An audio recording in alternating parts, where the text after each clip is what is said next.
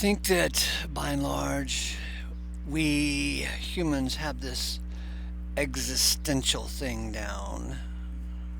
You know, we in our younger days we go around saying, "Who am I? Who am I?" And so the existential thing says, "I think, therefore I am." All right, so we know that we are. So today's question is, who is God? Who is God? When Saul was on the road to Damascus, ready to beat up, jail, and kill Christians, he met Jesus on that road. It was a blinding experience. Anyway, the only question that dropped out of his mouth is, "Who art thou, Lord?" Who art thou, Lord? Yeah, that's what he said. He didn't say, "Who am I?" Finally, for the first time in his life, he realized it wasn't all about him. It's really a great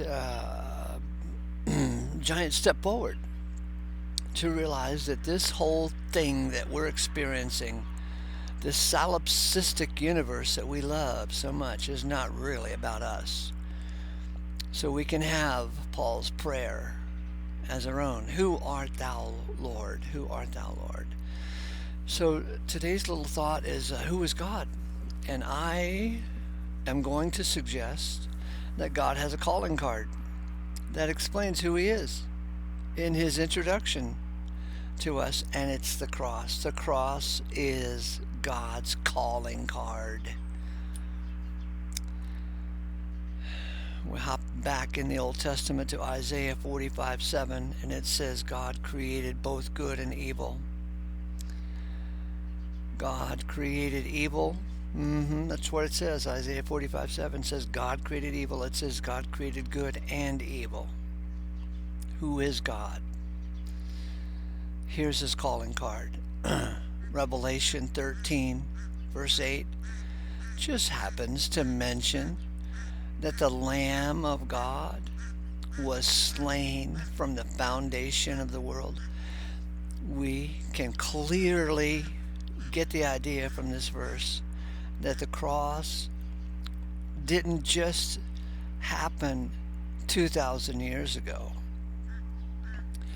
as a plan B to remedy the mistake that God made in allowing Adam to have free will and make the wrong choice in the garden. It wasn't a plan B. The cross was God's calling card from the beginning. Who is God? Why, he's the creator of all things, both good and evil. Here's his calling card. The cross. Okay?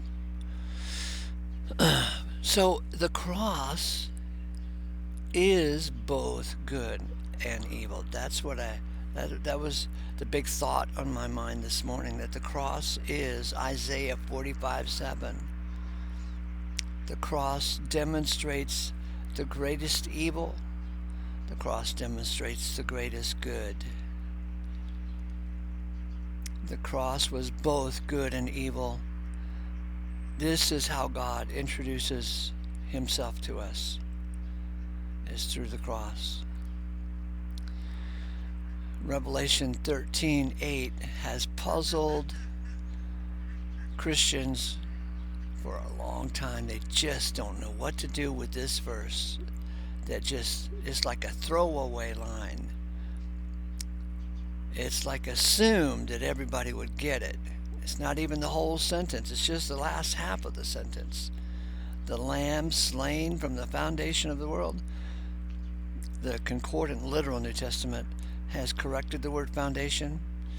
The Lamb slain from the disruption of the world. Disruption would fall into the category of evil. The Lamb slain from, could we say that the cross was the disruption of the world?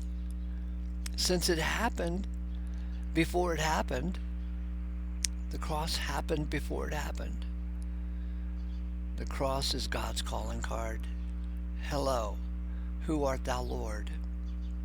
And he gives us the cross. This is who I am. I own you.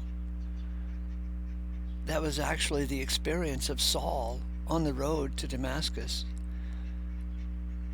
Jesus' response basically said, good afternoon, I own you.